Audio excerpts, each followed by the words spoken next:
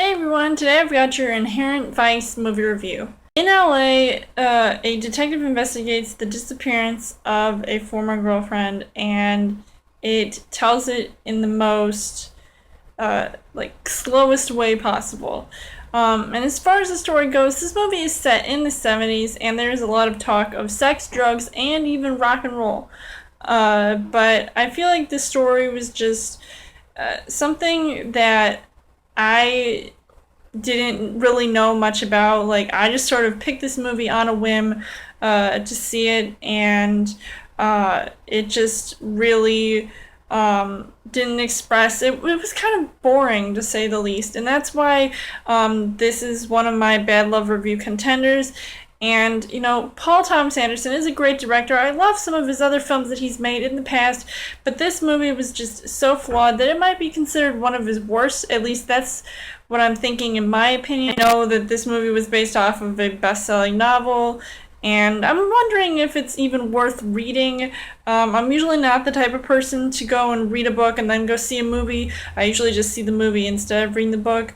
But who knows if there's anything even remotely different about the two mediums. I mean, I think that it's always good to see the difference between the two. But this, I just felt like it was kind of a blind watch just to see this movie because once again, I didn't really know much about it. And at first it did draw me in because this had a huge cast and a lot of good actors in it, and even some returning cast members from some of other Paul Thomas Anderson movies. You've got Joaquin Phoenix, who's in the starring role, and he looks like he could be the next Wolverine, except I wouldn't really picture him being Wolverine. It's just the sideburns and it's the style because it's in the 70s.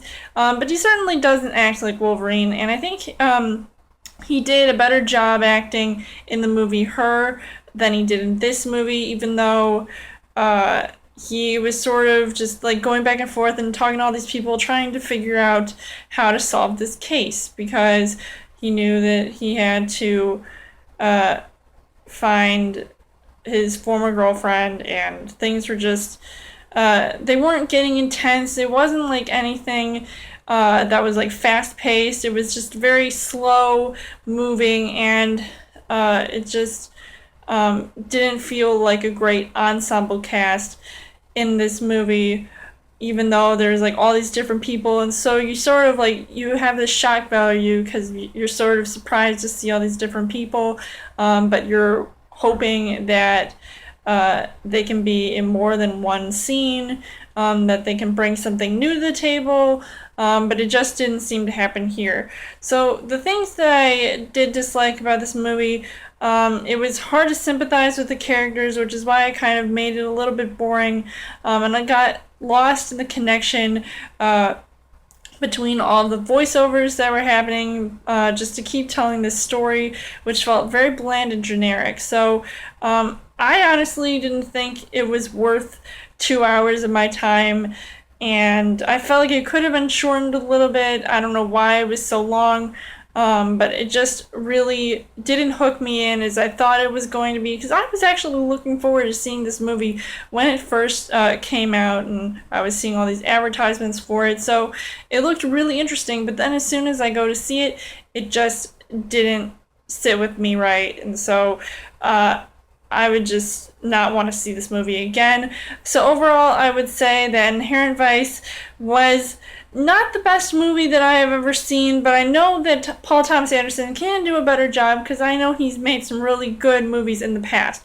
So I'm hoping that maybe his next run of films can be pretty good, and I'll still enjoy watching them.